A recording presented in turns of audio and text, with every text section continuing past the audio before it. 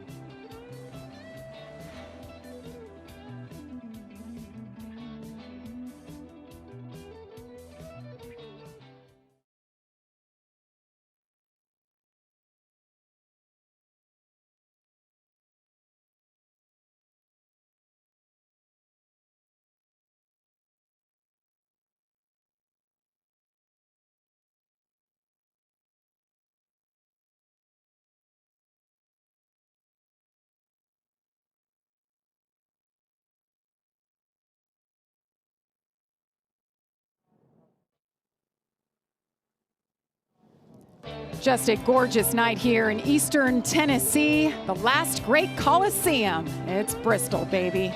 We're so happy to have you joining us here as we're in the middle of stage number 1 as we welcome you back. Aerial coverage presented by brought to you by Goodyear. Great coverage tonight. Such a perfect night to be flying over this beautiful track. Goodyear, tried, tested, proven legendary. This place, I know, Austin, you are new to this world, or relatively new compared to me, but nothing quite like it, is it? It just gets your heart beating when you watch a race here at Bristol. Yeah, it's so good. How about it, Josh? Well, guys, just an update on Christian Eckes. Had a power steering issue in practice. They said they flushed the fluids before the races, made a couple of other adjustments that allowed them to keep their starting position of second. He quickly took the lead, has led the first 18 laps, and he said he's just a little bit free right now, but it's manageable in that trust. Caitlin? Well, Josh, the driver chasing Christian Eckes is Caden Honeycutt. He just came on the radio and said it fired off on the free side, but it has good drive off, and his spotter reminding him to take care of the tires. But I had a chance to talk with Caden about the consistent run he's been on, and he said it's so nice knowing every time you show up to the track, you have a legitimate shot of potentially winning. And he said, I hope this shows the smaller short track community that even when you receive a lot of no's in your career, at some point, someone will see your abilities and give you that shot. And Jamie, he is making the most of it. He is, very well said. So far, so strong for Caden Honeycutt. Started on pole, led the first 2 laps.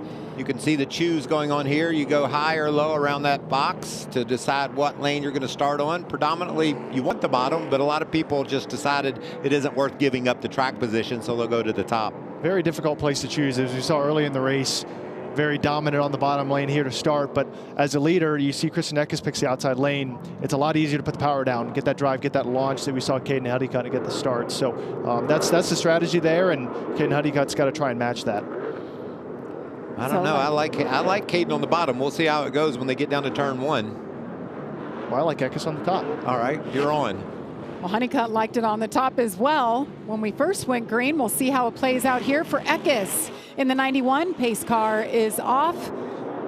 I like that top side. That looks like it really launched well. Top side looked pretty good, didn't it? Green flag in the air once again. Christian Eckes, no problem at all. Great restart. Lane Riggs moves into second. Caden Honeycutt slips back a spot. That was a power move by him to be able to complete that pass on the outside and be able to slot in and get position here.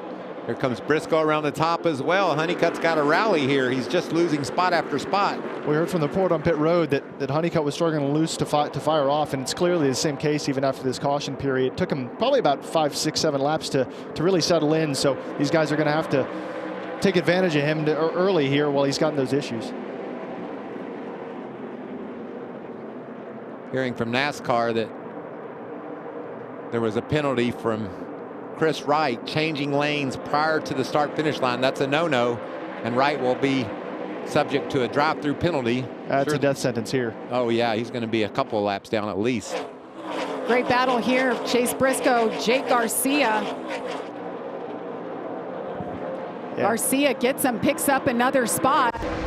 Now Ben Rhodes trying to make the move and pick up the spot, and he does it. Gets around as well. See this penalty here moving out before the start-finish line. Oh, there they are, 3 wide. You can see the white truck on the bottom. That's right, and that's a no-no. Meanwhile, in the top box here, Chase Briscoe is just trying to get back down to the bottom. He's, I'm sure he's hoping for this top lane to come in, but right now I think he's just really struggling trying to get down. All these other trucks trying to take advantage, almost like Martinsville, but completely flipped at the moment. You know, with the challenge, and he's got this gap, and he's got to take it. It's interesting so far, Jamie. No big move from Kyle Busch, no big move from Corey Heim, our 2 favorites. And I like to tell folks all the time, Austin, that's how good these truckers are. I mean, we have some quality racers in this field. They don't care what Kyle Busch has done with his wins over the years. They want to take him down tonight, as you can see the battle there. I was about to say, Ross Chastain definitely doesn't care. He, you know, Kyle slipped up off the corner there, left the bottom open, and was able to get a big run to Chastain. And that's how you're going to see passes here. You see Corey Heim there in that one truck be able to keep that nose just that much lower. He's going to take advantage of Justin Haley, get that bottom position, and be able to take advantage here for the next lap. And he does it. Corey Heim gets that spot from Haley, moves into 11th. Let's get an update on Corey Heim. Caitlin. Well, prior to taking that spot from Justin Haley, Corey Heim did come on the radio and say, I'm just too tight. I can't seem to pass. That's the update right now for the one team. Passing is so hard when everybody's dedicated to the bottom this early. You don't want to move someone out of the way, but it's really the only option you have unless you make a perfect move. And that was a perfect move for Heim there. He was right on the back of the 16 truck and was able to just to peel to the bottom ever so slightly and make that pass. And it takes a ton of patience to make those passes here. It takes inches over several laps, and you wait for a mistake. Ty Majeski back in 13th, having some issues. Let's listen. Solid, but it's shaking pretty vigorously when I use it. You want to come and look at it? Tighten it up? I don't know, not really. Just don't want to go a lap down, you know, if I can't go anywhere when I'm back there. That was discussions under that caution. You don't have time to say all those words when you're at speed here at Bristol, do you, Austin? I'm not sure I know what he was talking about. I don't need something shaking vigorously. I've figured that much out. But he decided to hang on to it for a bit. Hope that goes away. I've never found those things to get better. Have you? Usually when something's shaking and we're only 30 laps into the race, that shaking's going to get worse. You're 100% right. Stage 1 here, working lap 37. Christian Eckes continues to lead out front. Lane Riggs just behind him, just over a second. And he's just started to catch that lap traffic we were talking about just before that caution. The caution did definitely help these guys that were at the tail of this field, but it happened super quick. And this is the toughest part as a leader at Bristol, is what do you do with the lap traffic when they get there? Right now, I mean, Eckes is having to go to the outside, right? Gave him the option, and he's going to have to make quick work before Lane Riggs closes the gap. But look how fast he's closing that gap. We talked, a big shot there. We talked about how that lead will just disappear, evaporate that quickly. We saw that right there. Wright's hanging on for his life here. Well, you want a car or a truck in between you and second place if you're the leader. That's the goal. That's what guarantees safety. And Eckes is going to have to start getting desperate to move these trucks out of the way to be able to make these passes. That half-second lead collapsed, completely gone now. And Eckes losing patience with his teammate Chris Wright, who guys just went 2 laps down after that restart penalty. And just a note, Jamie, our top 5 drivers, top 6 drivers, all ran their fastest lap within the last 3 or 4 laps of the run. So that tells us that tires just keep getting better and better. So that'll be interesting to see how the strategy plays out as we race forward. Aren't these teammates?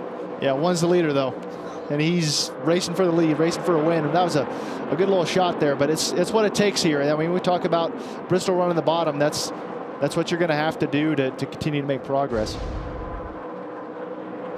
So that gap shrunk. There is Lane Riggs. Front Row Motorsports. They won the last 3 races here at Bristol, but right now the night belongs to Christian Eckes, that only led 8 laps in 2026 before tonight. He's on a roll.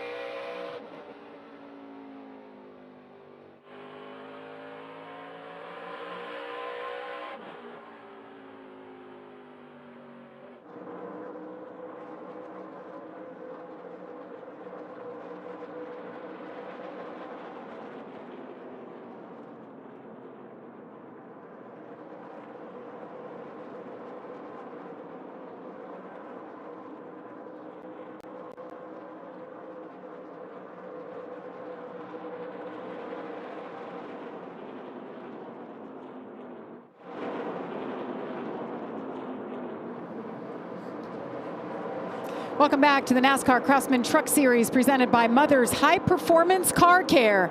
Well, you didn't miss a thing. As Austin just said, you could throw a blanket over the top 4 right now, nose to tail.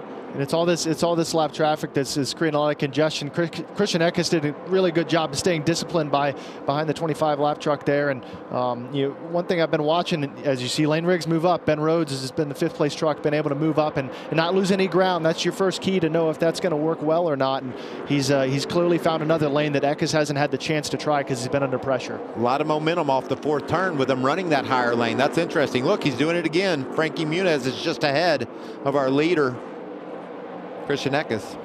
Jake Garcia running 4th right now. Caitlin. Yeah, I had a chance to talk with Jake earlier today about the strengths of this team, and he said one of them is qualifying has been very strong for them this year. Once again, good qualifying effort. Started 5th, but he told me they were really fast here in the fall. They won the first stage, started on the pole, led laps, but they had a motor issue that sidelined that effort. So he said tonight is a bit about redemption for this team. So he said they completely replicated the setup that they had in the fall in hopes of having a better result. Josh? Well, Kyle Busch has had so much success at Bristol. 22 combined wins across the 3 series, 5 in the truck series alone. But right now he's marred back in 10th position, started 8th, hasn't been able to make up any ground, came over the radio and said that truck right now is just too tight. His crew chief, Brian Patty, told them they have a plan to make a track bar adjustment during the stage break in hopes that will help that truck out. Hearing a lot about tight trucks. Want that first pit stop, and it could be a mixed bag. Austin, we've heard this race. You can do it on a 1-stopper, you could do it on a 2-stopper. Do you pit at the end of stage 1, or I guess it depends on the handling at this point. Well, it depends on the handling, but it also depends for the crew chief. How much do you value track position? You see, look at this battle of teammates side by side. We have discovered the high side. Oh, Ben Rhodes went Rhodes. up there. Ben Rhodes went up there first and made it work. Now we see everybody giving it a shot as they lap by Frankie Muniz in the 33 truck. That's the most frustrating thing is if you're Ben, you've been the pioneer. Oh, Jake Garcia has a big moment off the 2, but he's been the pioneer to make this work right now, and he gets stuffed up by a lap truck and it stops the progress. So it's very important to be able to make those lanes still work. But watch this 34 truck. He liked what he saw in his mirror, and he's beginning to wander around up top and see what's happening. And those spotters are going to start talking about that. The moment they see it not work or not fail, they're going to be relaying that info to their driver. That's super critical information as a team to be able to deliver to your driver if he's not already trying it. 2 laps to go in stage number 1. You saw Ben Rhodes finally get around his teammate Jake Garcia. Had been working on that for quite some time. Man, it happens fast here at Bristol. I mean, we're talking the stage is over. It sure does. Final lap of stage number 1. Christian Eckes, 62 laps led. Caden Honeycutt, 2 laps tonight. There it is, green and white checker in the air. Christian Eckes picks up a stage win, his 2nd win of 2026. Lane Riggs, Caden Honeycutt, Ben Rhodes, and Jake Garcia, your top 5. All regulars. All regulars. And we were talking about those 7 Cup those drivers. 7 guys, right? It's all about that, man. Can he hang on, though, and get his first win of the season?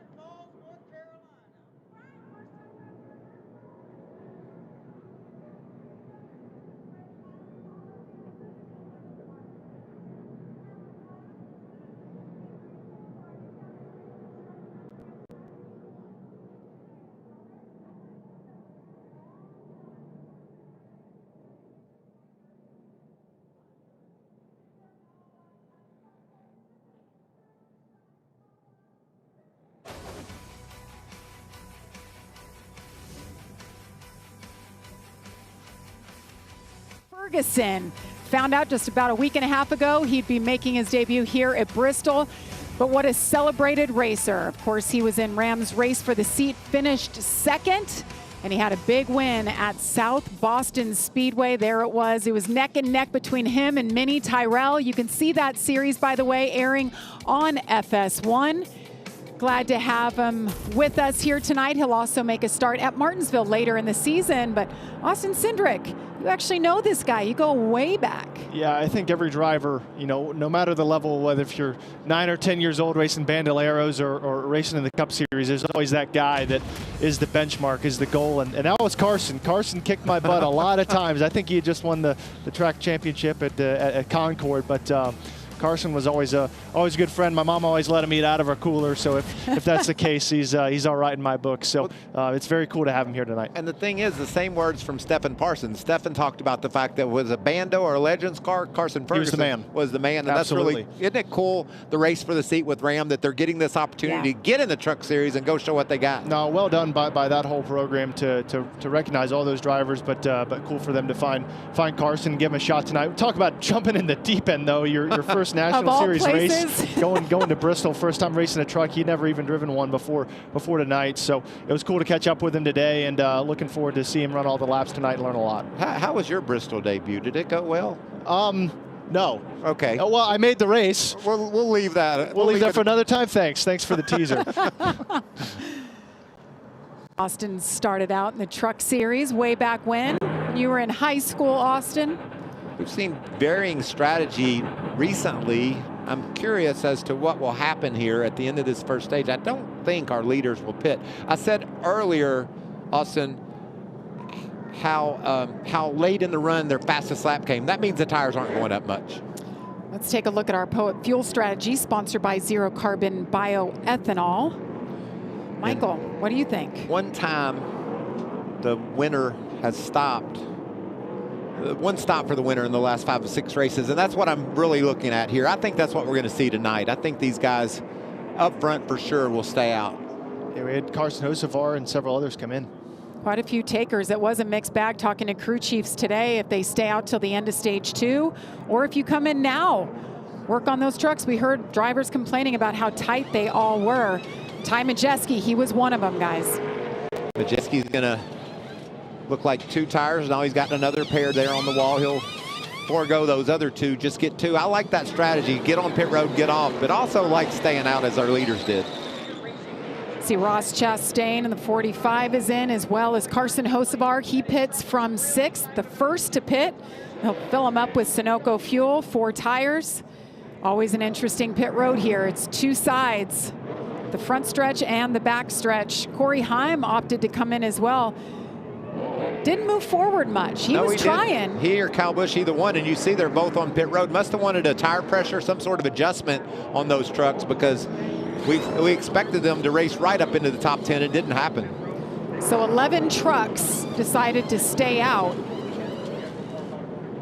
including Christian Eckes, Lane Riggs. I think more pitted here than we would have expected, which probably tells us that guys feel like there's more potential in their trucks if they go work on them. We'll see how this strategy shakes out. New tires versus old tires. Stage number 2 is coming up next.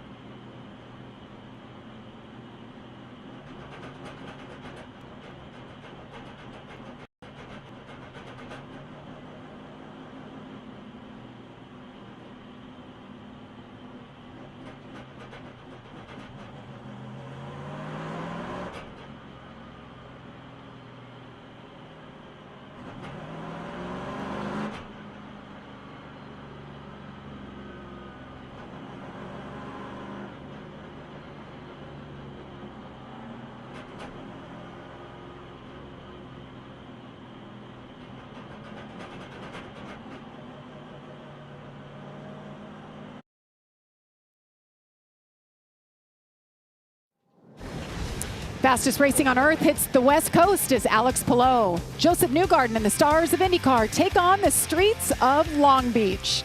The road to the Indy 500 continues April 19th, only on Fox. What a storied IndyCar race Long Beach is. Such a great event. What an amazing event. Great place to be, but not a great place for Grant Enfinger. Just spent quite a bit of time on pit road, and you called it, Austin. You said, is it a battery deal? They were working on the left rear, and they said it was a voltage problem. So he's now gone four laps down. Wow, that's almost impossible to recover from, unfortunately, for these guys. Okay, but meanwhile, Frankie Muniz got the free pass, so back on the lead lap for Malcolm in the middle star.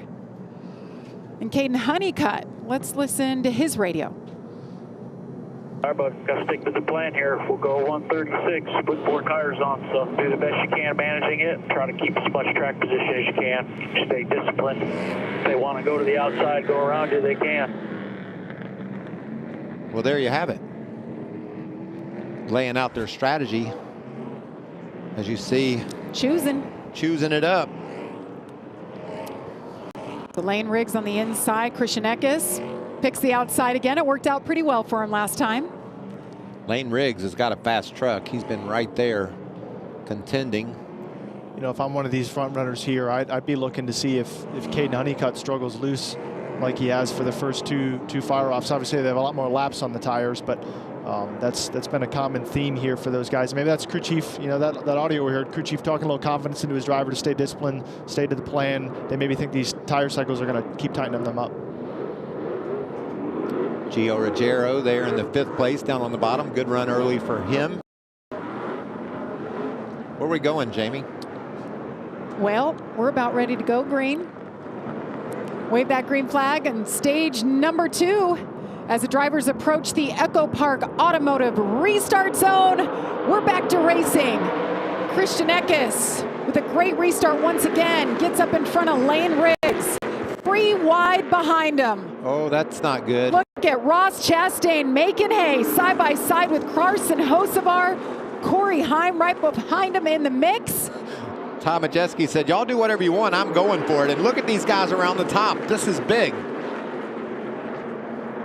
Daniel Hemrick in the 19. They're all making their way around Timmy Hill, who stayed out. See Dawson Sutton in that Tennessee orange truck. There's Sutton. Man, that was some good action on the restart. Well, we also have a lot of drivers that are mixed on tire strategy as well. As you see, Ben Rhodes able to get by Caden Honeycutt, who's lost a spot or 2 since this green flag came out. None of these top trucks have pitted. And these guys back outside the top 10 are really bent on getting to the front.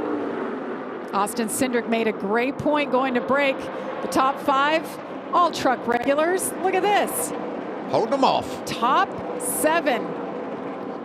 Austin, I think this 34 truck's better right now than Christian Eckes. He's just wandering around trying to find the right lane to get this pass made. Well, I think he already proved to himself that he's versatile enough for when the track does come in. You know, Christian Eckes was put in a tough spot because he was under pressure that whole time. He didn't get to really move around and see what his truck had, whereas I think Lane has a leg up for knowing what his truck needs to have on both the bottom and the top side. But I wouldn't sleep on Ben Rhodes either. He was one of the first guys to move up as well. You know, we're going to see this bottom lane be the dominant lane here as we get going. But as we catch lap cars, put more rubber back down on the racetrack, they got picked up under caution.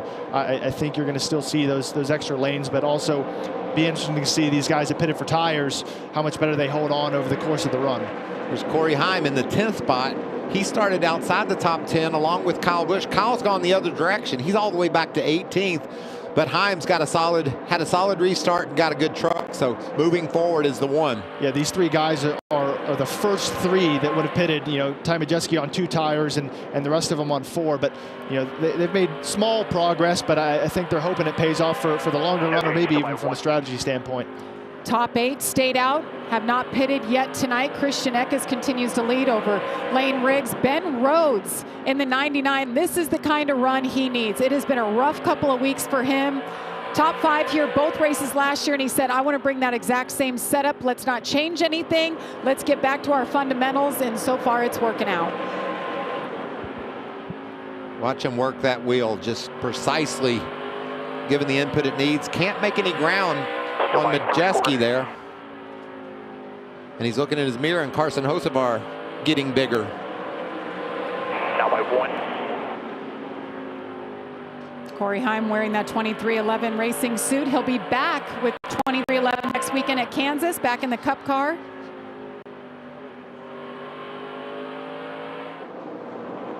Battle back up front, as you see. Just under a half-second lead for Christian Eckes. He is strong tonight. Last time by, Lane got him by about a 10th, but back and forth on the lap times, these guys really evenly matched. Right inside. Whoa, some smoke there off the 2 truck of Luke Baldwin. Must have got a little tire rub, it looks like, on the left rear. The race, when he doesn't move, when I call inside, we're Little coach in there from the spotter. I don't know how long that tire rub will last before it flattens the tire. That's a problem, isn't it, Austin? It definitely could be. You need all 4 of them, Michael. Boy, I'm glad we got you here. Just knocking it out of the park. Need all 4 of them. Well, don't look now. Our leader's also catching lap traffic. It's about to get interesting again. Good view of what Carson Ferguson is seeing for the first time racing one of these trucks. Well, it's also a good example of the rhythm. You know, this is very much a rhythm racetrack, and when you do catch that lap traffic, or you are the lap traffic, it is very hard to resume the rhythm that you were in before it happened. Isn't that crazy? You talk about this racetrack and how aggressive you got to be, but then you got to be rhythmic as well. You got to make sure you hit your marks here. You got to pay attention. Here's Lane. He wants to test the waters here right away to know when they do catch that lap traffic, where's it going to be? He's got that margin behind him to Rhodes by about 4 or 5 car lengths. Okay, what's it going to be when it happens? Whereas Eckes, he's in a position he can't really sacrifice that, 2-3 car lengths from trying to go up there. Lane, he's going to go back to the bottom, knows what he wants, knows what it's going to be if he has to go up there. That's critical information for a driver to have at this point in a run to try and set up a pass for the lead. That's Frank Muniz just ahead of him. Just got his lap back. They're looking to put him a lap down again, advertising for the reboot of Malcolm in the Middle. They shot that during race season, so he was going back and forth from his race truck to his acting studio, and it's his 2 worlds colliding, and he couldn't be happier. Look at that, great looking paint scheme. Christian Eckes just fired it in on the outside of that beautiful paint scheme. He's not going to waste any time with Malcolm in the Middle. He was almost in the middle. This Lane Riggs, right on the bumper of Christian Eckes. He's going to fire it in. Look at that. Solid move into 3. Not going to stick, is it? He's going to have some momentum here, but the bottom lane in 1 and 2 is still by far the preferred spot to be. So Christian's been doing a great job at staying disciplined tonight, and that's what's going to pay off in these lap traffic moments. What about Lane Riggs? He's just made it to the front here and says... What a battle up front, guys. Christian Eckes has been the man leading 98 laps, and this is... I think we're going to see this all night, but Lane's not necessarily being impatient here, but he's wanting to go for it. He's wanting to push Christian to make a mistake or make the wrong move, and I think that was a great high percentage play to try and test the waters and keep him staring in that mirror. You drivers want to just say, I'm here, buddy. Just in case you didn't notice, I've caught you. I'm here. We can't flash the headlights, so that's the best we can do. Get their spotter to talk. Ben Rhodes closing in on Lane Riggs in 3rd.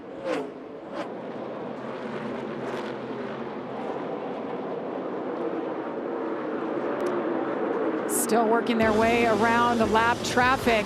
Christian Eckes doing the best he can to hold off a hard-charging Lane Riggs. You're watching NASCAR Trucks from Bristol Motor Speedway.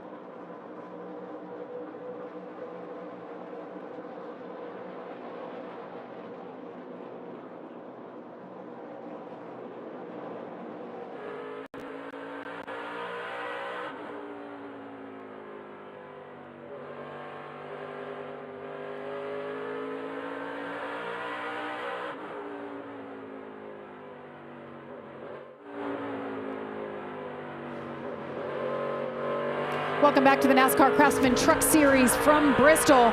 A great shot of our leaders right behind Carson Ferguson and the Ram on board. Christian Eck is doing a great job still holding off Lane Riggs. This has been going on for quite some time. No, you guys haven't missed anything, but the pressure is just continually put on Christian Eck to make the right moves in traffic and being able to stay disciplined to the right line, whether if that's doing, laying the bumper to lap trucks. Oh, Carson with Sideways. a huge save. Carson Ferguson hangs on to it as the leaders get around. Look at Ben Rhodes. He's going to make it 3 wide. He's trying to take over the second spot. Meanwhile, Caden Honeycutt has come back to the party.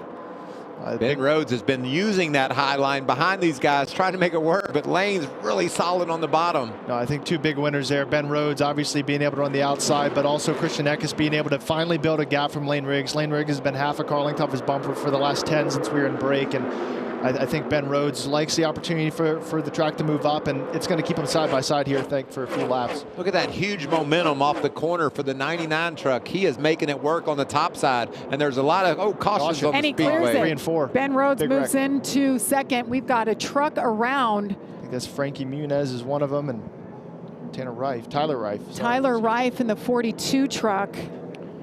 Oh, no. Frankie. Malcolm in the middle is crushed.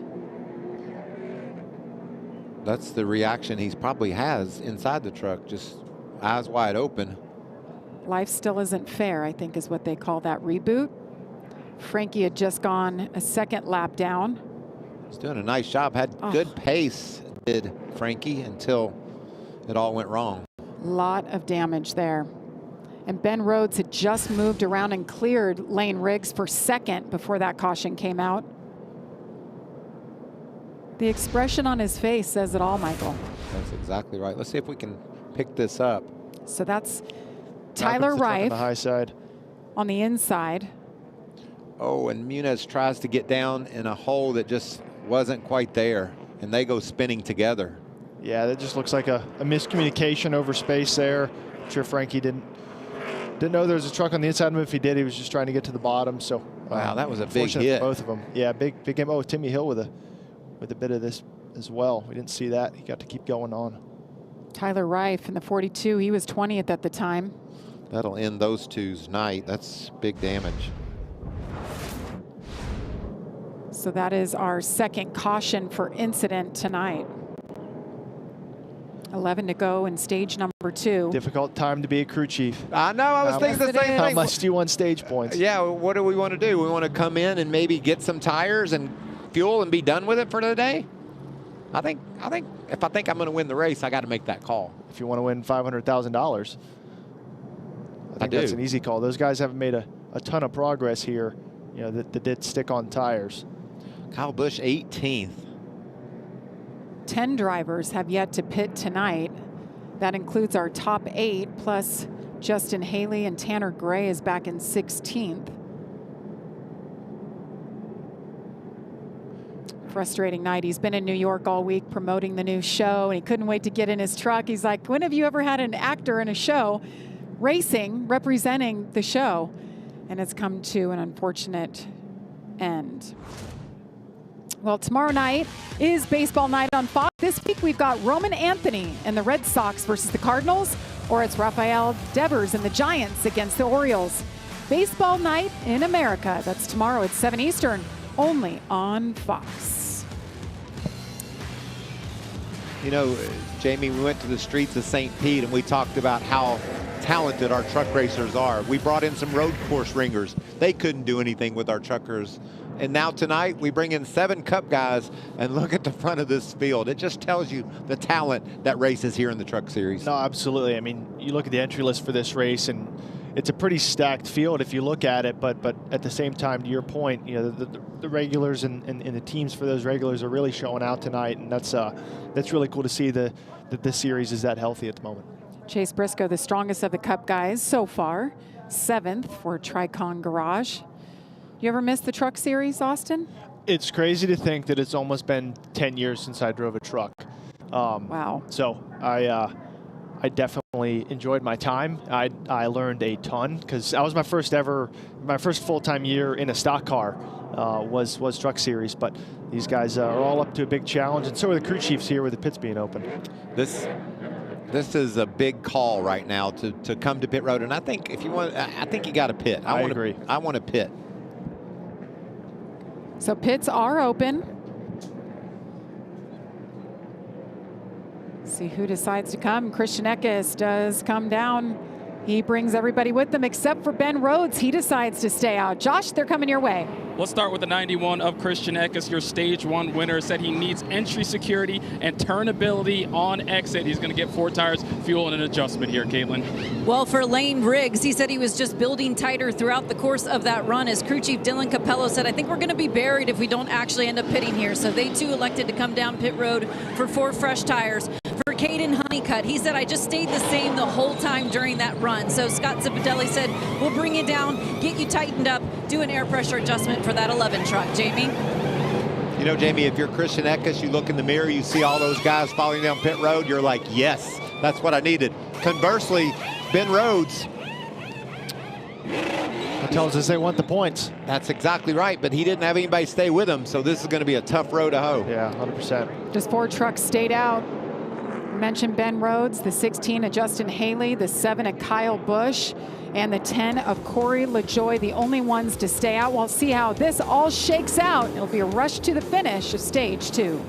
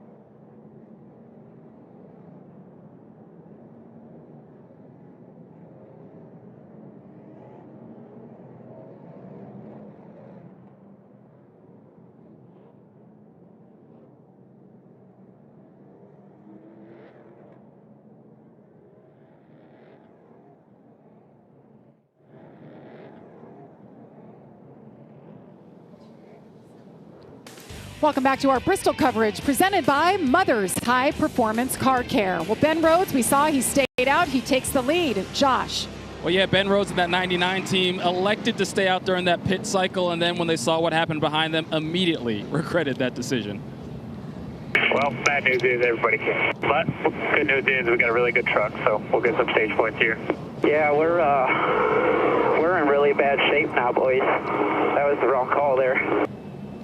Well, the good thing is there's a couple that stayed out with him. Yep. And this, as critical as the bottom is, if he can make a break here, he might run to this stage win. I feel good about winning the stage, Michael. I thought Ben Rhodes was good enough to also win the race tonight. So, yeah, a candid response from the driver there. But, hey, they got to launch in this restart and make the most of it. I mean, you look at the other guys that stayed out with Justin Haley, Corey LaJoie, Kyle Busch, all trying to gain track position in whether that's gain points or if they plan on staying out again, I'm not sure. But Ben Rhodes is on the tires that he started the race with. I know that much. Kyle was mired back outside the top 15, so he had to do something, and that's the call they made. Ben Rhodes talking about how bad things are. Watch him go here. He's going to put all that behind him and get all he can get. Corey Heim back in 5th. Took fuel only on that stop. We'll go green again next time by. 3 laps to go in stage number 2. Ben Rhodes, can he hold him off and win this stage? Green. Green flag back in the air. Christopher Bell taking a look in the 62. Kyle Busch up high. Nothing for Ben Rhodes so far. 2 laps to go in this stage. Oh, look at him back there, 3 wide. Lane Riggs. Decides better of it. It's going to be tight.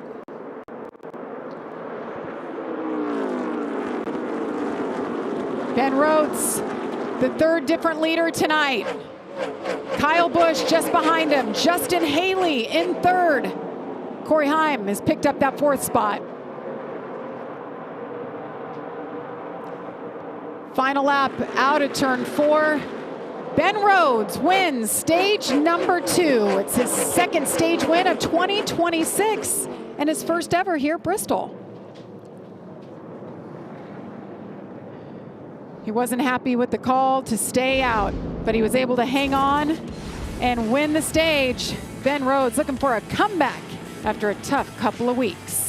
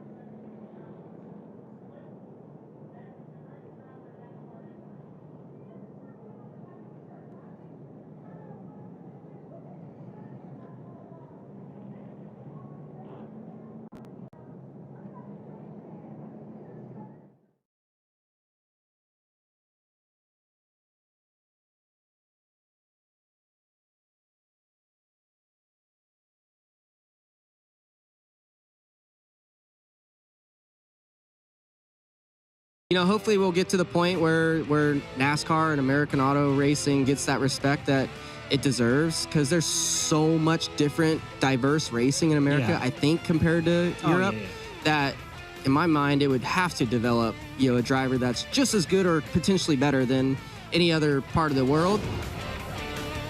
Check out the all-new Fox Sports digital show, Speed, with Harvick and Buxton, fueled by Poet. Subscribe to Speed on Fox on YouTube, the Fox Sports app, or wherever you get your podcasts. Interesting topic there. I like what Kyle had to say.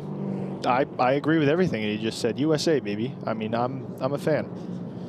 A lot of talent in America, whether we're talking about NASCAR or IndyCar. So much fun watching those Indy cars mix it up at Phoenix. Look at this. Stage 2 winner has not won in the last 8 races. Brett Moffitt back in 2019, last to do it.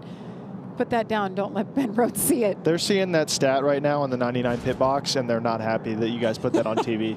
Sorry, we got to do what we got to do. We're going to open these pits and see what happens. What do you think happens here? Ben Rhodes pits, and everybody else stays out. You think Kyle Busch stays out? I don't know. I think so. I don't know why it's you're going to be tough asking me. on fuel for these other guys. Going to be real short on fuel. I think we've heard from his radio he's 20 laps short right now, but he's got that track position. And here they come. And he's going to keep it. Okay, that answers our question. Ben Rhodes pits, Kyle Busch stays out, Josh. Well, for Ben Rhodes and that 99 team, crew chief Cale Gale said, "Thank you, Ben, for bailing me out on that bad call. Getting that stage win was huge for the team." As far as the truck, he said he has to stab the throttle on exit, and when he does, it gets too free. They're going to make a couple of adjustments here to help him out, in addition to 4 tires and fuel. But those stage points were a big focus for a 99 team, so that's big for them so far here tonight, Jamie. Drove away with the pit gun. Saw it there get wrapped up, it looked like. Good news, he's going to be last anyway.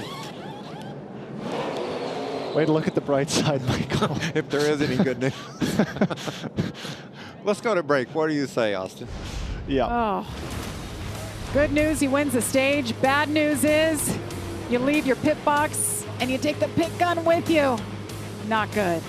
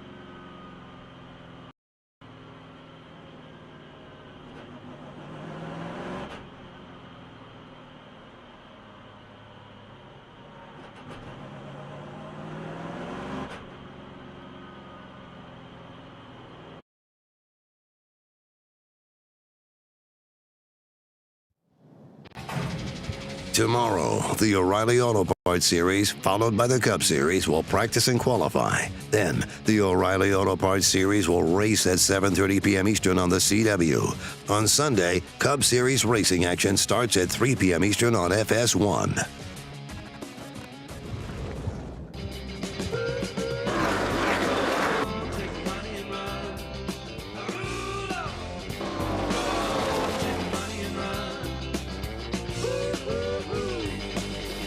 Well, it's been Heim time the last 2 races, and guys, don't look now. He's up front, right behind Kyle Busch. They are 1-2, and remember, he is going for the Triple Truck Challenge. If he wins this race, he will pocket $500,000. That's a lot of money. And it's hard to believe in all these triple kind of races to incentivize these guys. Nobody has ever won all 3.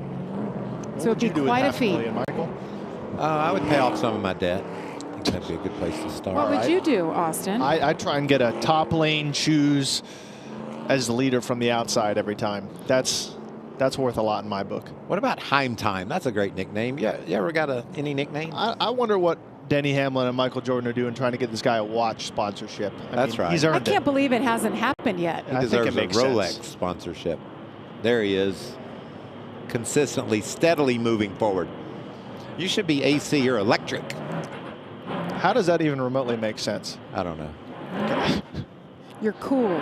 AC is cool. Oh, thank you. Yeah. Thanks, Gene. There you go. See, that made... Come on, Michael. Thanks a lot. We got a race to watch.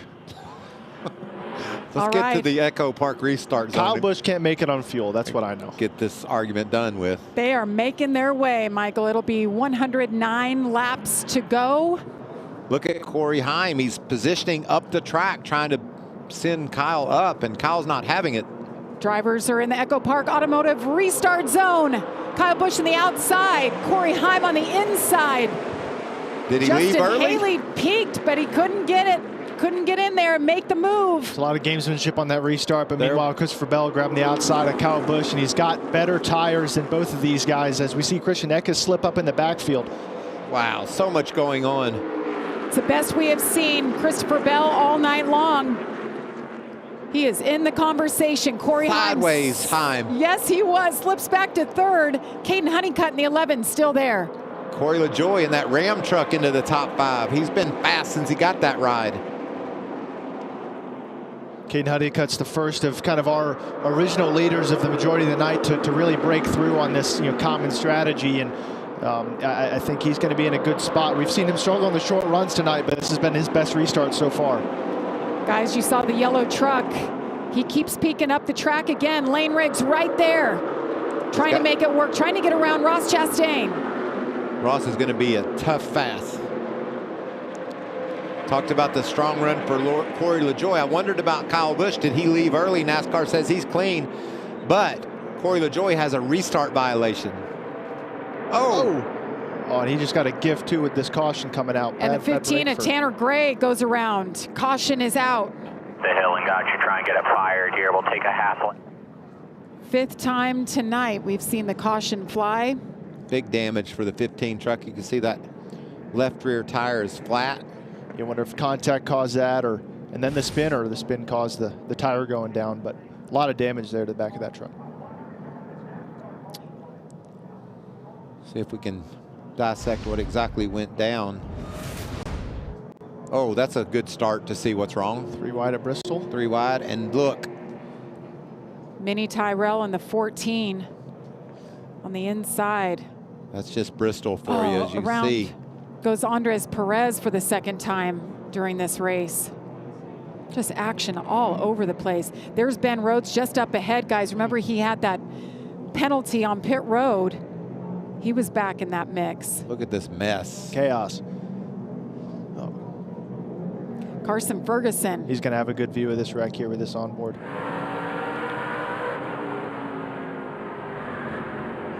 Whoa. Where do you go? Wow, way to thread the needle. Pretty much. Slight damage. Could have been a lot worse. Well, this caution flag is certainly helping Kyle Busch. You talked about the fact that he's running low on fuel. He's saving a lot right now. Is it enough to get him to the checkered? Let's listen to Kyle Busch's radio right now, see what they're talking about. I think it's too soon, don't you? Yeah. Get 2 more of these, we're going, dude. Talking to Brian Patty, his crew chief. It sounds like maybe they're planning on stopping. What do you think, Austin? Because he said it's too soon. Maybe they got to stop around, 200 that they're thinking about. Yeah, maybe too soon to tell if they're in trouble or not. So as we continue under caution here, with Kyle Busch out front as the leader, 102 laps still to go. Not the night Tanner Gray was hoping for. Big damage.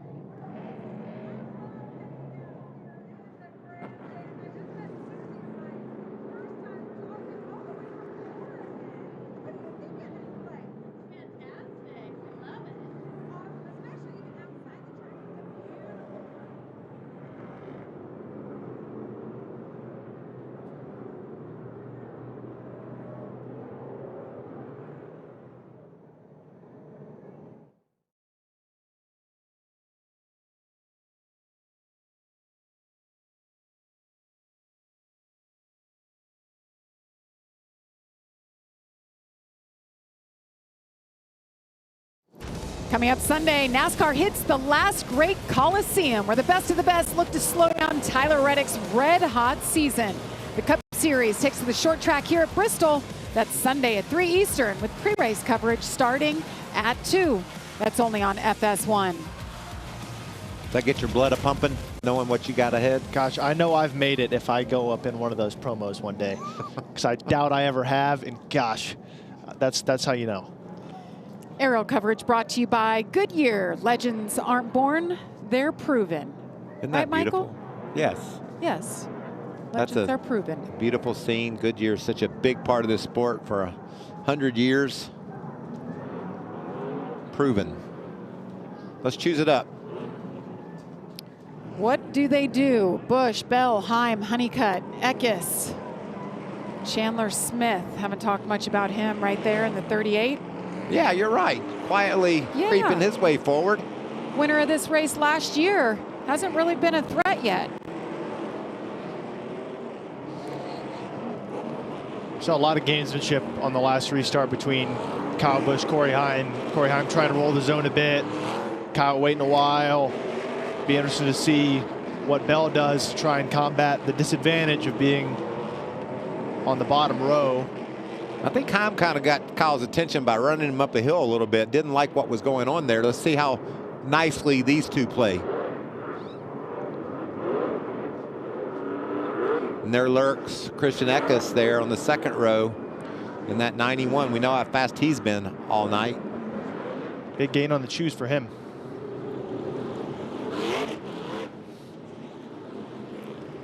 All right, Kyle Busch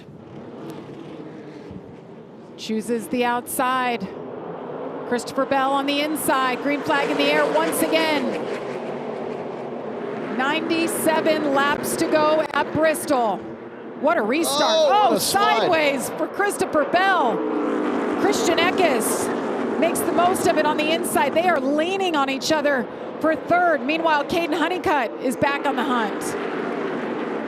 That was a huge slide for Bell and a huge opportunity for Corey Heim and Kyle Busch to get away from these guys on worse tires. There goes Eckes. Christian Eckes into third. He's led the most laps so far tonight at 120, and he's on the march forward. He tried to shut the door on C. Bell, and Bell wasn't having any of that. Yeah, this is going to be important for Christian Eckes to clear to go hunt down some of these leaders. Oh, and look at that. Again. And he does. And around goes Butcher, the 13. That brings the caution out for the 6th time. Cole Butcher, significant damage left front. Oh, Ricky Stenhouse Jr. involved. This is helping Kyle Busch. I know Ricky Stenhouse and Cole Butcher don't want to hear that right now, but every caution flag laps gains him some laps toward making it to the checkered. He has that track position now, Austin, and it appears his truck's plenty fast enough to keep it. Absolutely. See what happened here. This all kind of developed off of turn 2, and the spun out cars on the back straight away. See Cole Butcher. Butcher just gets loose. See what Ricky finds. Oh, tries to slip through quickly on the bottom. Don't blame him for that. Just couldn't quite get there. Justin Haley gets a piece of that right there. A lot of these drivers, it's just getting in trouble from who reacts the soonest. You get run over from behind, or it's congestion. But the difficult part is we can look at this from above and see that. But when you're in the driver's seat and you're entering turn 1 inside of the cereal bowl at Bristol, you have no idea what's on the other side of that back straightaway unless your spotter's telling you. Cole Butcher had such a great Rockingham, and now he finds himself in trouble as you see him spinning up ahead in the red truck. Whoa. Round goes Delara. Ferguson with a piece of that as well. He's been quite the cameraman tonight. He's been in the middle of a lot of these spins. I mean, there's a lot of this racing. You can just chalk it up to this tough half mile here in Tennessee. You talked about this special patch of concrete that they have here, but it creates havoc. Absolutely. No, it's wrecks that we've seen tonight is nothing that hasn't been seen before at Bristol. It's just the difficulty of this track. That's why it's chaotic. That's why you have to be, if you're working this race and if you're watching it, you have to be on the edge of your seat ready to see what's going to happen next, because things do just happen so quickly, not just, cutting a lap, but things that can change your race. And then the restarts. We've seen craziness at the front with the restarts, and these two, when they're on the front row earlier, had a bit of a argument about how to restart the race. We'll see how it goes down this time. And Hyman slipped back a bit, but he's found his way back as they sit 1-2. Let's look at this. Head-to-head, Kyle Busch, Corey Heim. 16 races. Not too bad for Corey Heim, considering Kyle Busch's experience. And I want to tell you, Austin, we talked this earlier. Corey Heim's the only guy you can put on the screen with Kyle Busch. Every other, it's 100% right. Every other racer will pale in comparison. And what Corey Heim's been able to do versus the best truck racer ever, it's just been simply amazing. I just want to know, out of the 22 Bristol wins that Kyle Busch has across all 3 series, is any one of them a few mileage win? Good question. I doubt it. I mean, he's going to have to earn this for the next 91 laps. But set the stage here. He will have. Will have had to win it every type of way here, imaginable. And this truck was mired back in 18th position, and he got the track position. And now look at him. Toyota on board with Corey Heim. Nice look at Kyle Busch. Busch and Heim, 1-2. Interesting way they both just got there. Just how we drew it up, Michael. We drew it up just this how way. We drew it up. We didn't know how they would do it, but they've done it. Look who's in third now. We got Christian Eckes. We got Caden Honeycutt. The only one we're really missing from the majority of this race is Lane Riggs back in 9th. So those guys are going to have something to say about it. Obviously, Seabell had that huge slide. He's on the 2 tires. But I'd like to see what Eckes and Honeycutt have to say. Those are our 2 regulars that have a really great shot with 90 laps to go to try and win this race still. Heim's on really old tires. Took fuel only on his stop at lap 123. And Kyle Busch, you guys mentioned that he was going to be about 20 laps short, but we've 2.5 cautions since we heard that radio. We've narrowed that down. I think we're going to have to go for it now. I think we're within 10 laps of being there, just a few more caution laps.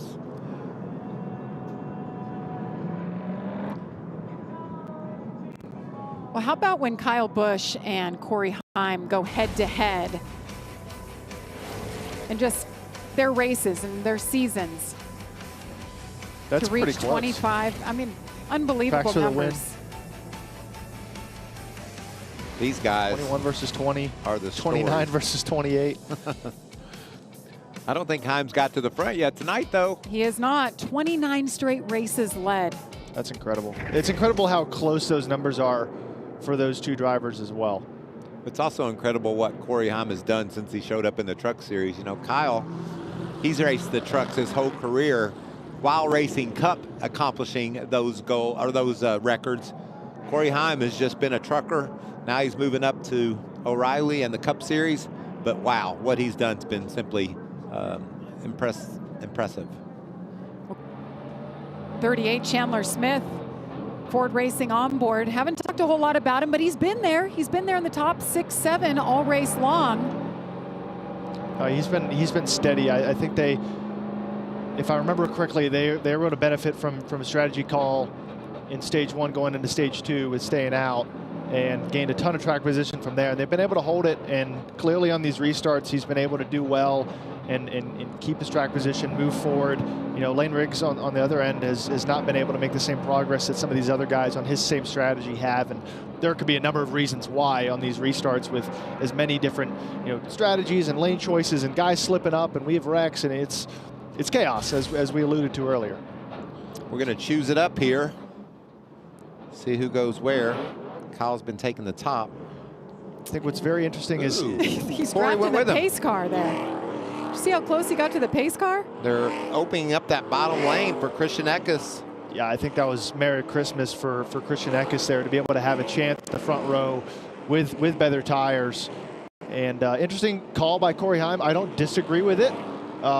He's just hoping that Kyle Busch has a really supreme launch and he's able to gain control. Maybe he feels as though he has a better shot of losing the least if he goes into this 87 lap run with better track position from this outside second row.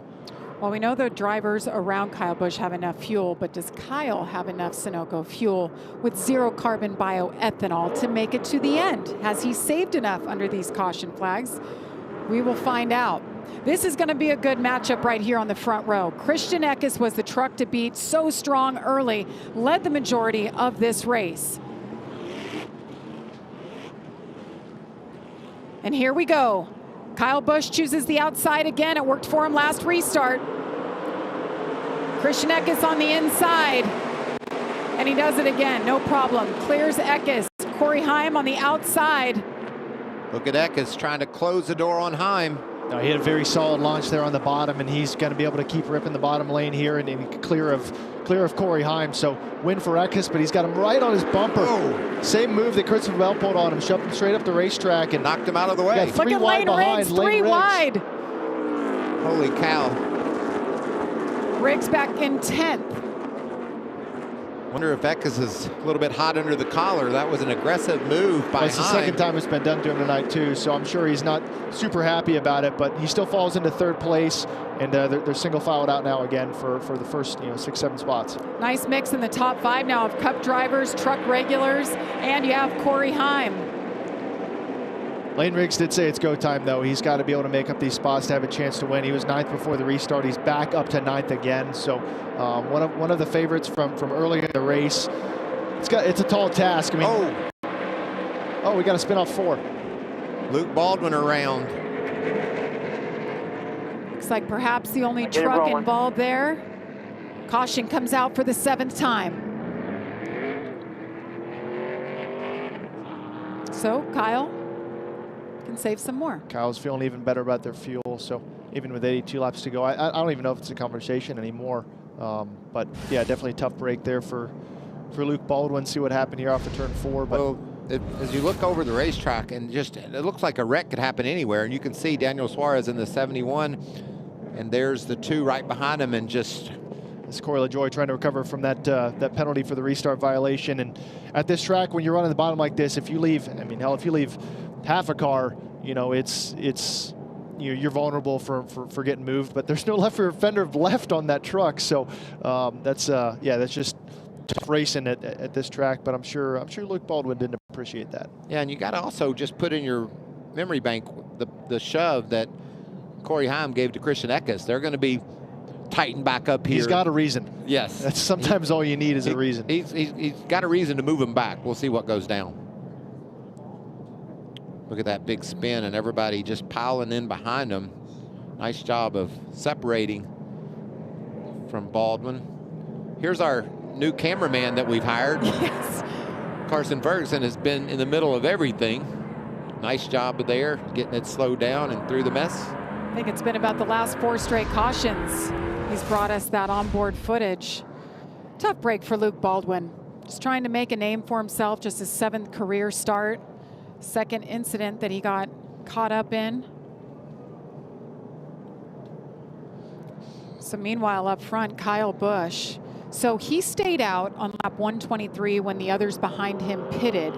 He was 18th at that time. Yes, and that's where he had been all race long. Big strategy play for Brian Patty, who's been around a minute. He knows how to get it done. Kyle Busch won his only truck race this season so far at Atlanta. Can he do it? Make it 2 for 2 at Bristol Motor Speedway.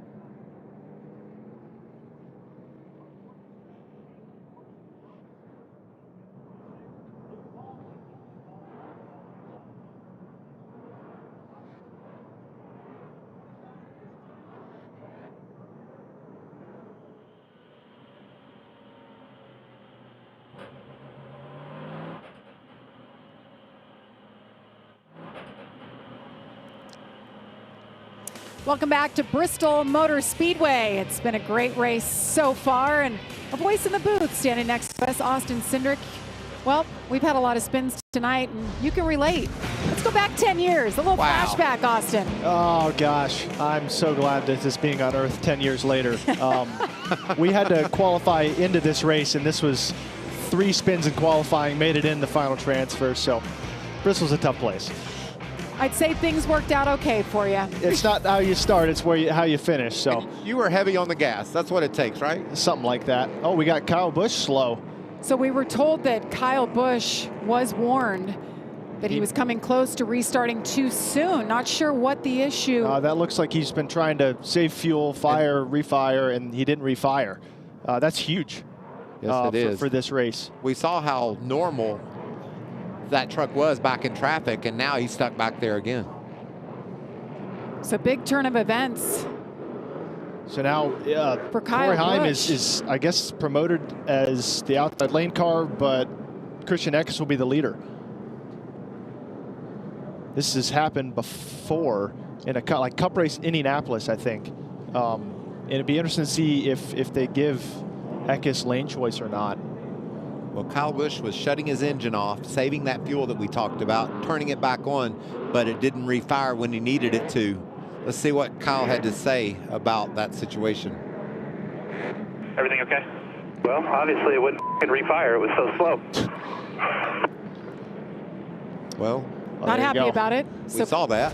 I mean, it means to be frustrated, for sure. Yeah, you're doing your job. You're doing everything you can to save that fuel to get to the finish, and just couldn't execute the refire. But if you don't maintain the rules of NASCAR, if you don't maintain pace car speed, you don't get your spots back. Obviously, Stuart Friesen, he's lined up on the inside. He's protesting the spot. NASCAR has to make a decision on lineup here if they already haven't. You know, that's being relayed through the spotters, and yeah, just really tough break for the 7. Well, NASCAR is adding a lap to get this all sorted out. So Kyle Busch was the leader. Now he's back in 10th, but they can't restart 3 wide. Somebody's got to give here. Stuart Friesen thinks that that's his spot, and he's going to show the world that he thinks that. See what how NASCAR rules this. And they do go back, similar to cautions, I would imagine they go back to timing lines around the racetrack to determine, you know, where Kyle was when he got refired. Behind the 88 on the outside lane. So outside lane behind the 88. Oh, wow. Where they feel like we want. So he needs to get around Gio Ruggiero right there in the 17. He's trying to work that out. Okay, now they relayed the message to Gio. All right. Stewart says, okay, thank you. That's my spot. Now we can restart, boys. We're told that because he chose the outside lane, he belongs in the outside lane for where he fell back to. Adding 1 more lap, and 1 to go at the line. Corey Heim, biggest gift of the year here, to be able to have preferred lane choice from essentially 3rd. And Christian Eckes, strong truck all night long. Can he do anything on that bottom line? We haven't seen anyone win the race from the bottom. No, but he did do a great job at his launch last time. That was probably the best we've seen somebody do off of the bottom lane and be able to maintain that 2nd place position. I'm looking at the 3rd as well. Chandler Smith, the inside. He has his teammate Lane Riggs on the outside, the winners of the 2 Bristol races last year. My pick, Caden Honeycutt, up on the outside in that red truck, getting his tires all buffed in. He's still digging? Yes, he is, right there in the mix, just like he is week in and week out. All right, we're told that we are clear to restart. I'm not sure this is our last restart, Austin. I would agree with that. These guys are all about running into each other. It's going to be all about this launch here.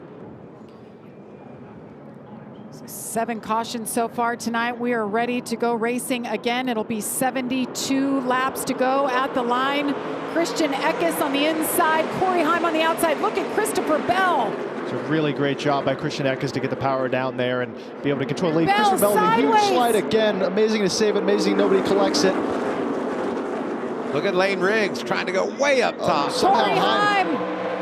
He's got the, oh my gosh, Corey Heim goes around from the lead, hard into the outside wall, collects Caden Honeycutt, Lane Riggs, trucks on the bottom, hitting the inside wall.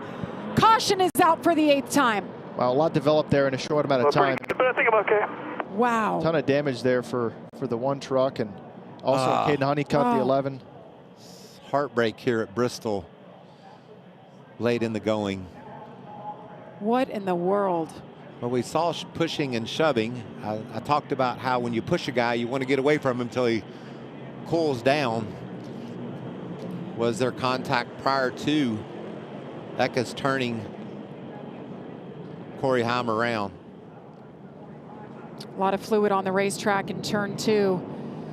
Guys, that's not just your night being over, but $350,000 just went out the window. Corey Heim will not complete the triple truck challenge. He was in a position to do just that. He sure was. He took that lead right when he cleared Christian Eckes is when it all went sideways. Well, we didn't see how Heim got in front of Eckes, or at least side by side. There's Caden Honeycutt by his truck. All right. Look up front. Wow. One. There's Christopher Bell nearly crashing, and then right here, Heim just moves him. Shoved him out of the way, and you want to be able to get away from a guy. And I think that was just. I don't know what to think. You know, you look at that, and you could easily make a case that Christian's is trying to get back down to the bottom and probably get a close clear and return the favor. Just a ton of laps left to have that, but this is obviously the move for the lead. The shove up. And maybe Christian held his line. It looked like maybe Corey Heim came up a bit, or let's see what we see here. Yeah, it's close. That's a tough call. But I mean, either way, I mean, it's just a bummer for, 2 trucks, with the 1 and the 11 that both could easily see winning the race tonight, and their nights are over with a lot of laps left on the books here. 3 trucks that we talked about all day, guys, that had the potential to win it here tonight. I think that's the second time Eckes had been knocked out of the way, and I'm sure his patience for running thin. There was a bit of a squeeze middle way down the front, but then Corey Heim faded away from him before they made contact.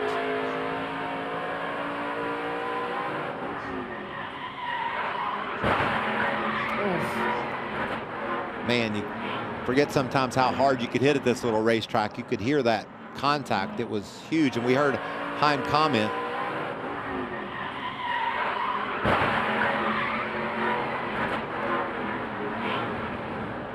Yeah, his hands ripped off the steering wheel there. That always stings a bit, but yeah, once again, like I said, Michael, big impact.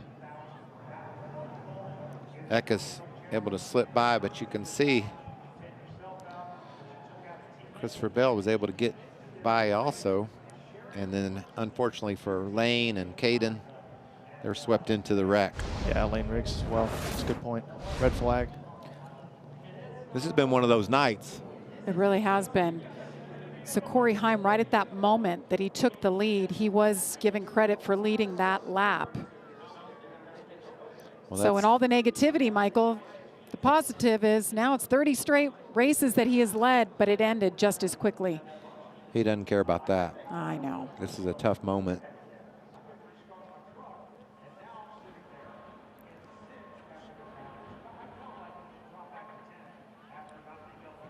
So let's listen to more Corey Heim radio after that incident. I got my elbow pretty good, but I think I'm okay. 10-4. He was not doing something stupid like that.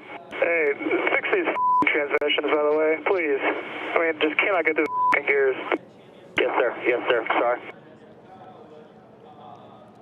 Is he talking about Eckes can't get through the gears? I mean, to me, it sounded like he was more upset about not being able to shift very well than the wreck, but for himself? Yeah, just for the launches on those restarts. Obviously, he got beat on the launch there, probably the last 2 times. Yes, that's probably where some of that frustration was. But yeah, Just frustrated with himself not being able to get through the gears, and then he talked about his elbow. He hit his elbow pretty good. Yeah, you saw that second hit. He kind of got his hands ripped off the wheel and kind of bounce your arms off the bottom of the seat there. You kind of reckon enough times you have that happen, but man, that's a tough end to a bid for 500 grand.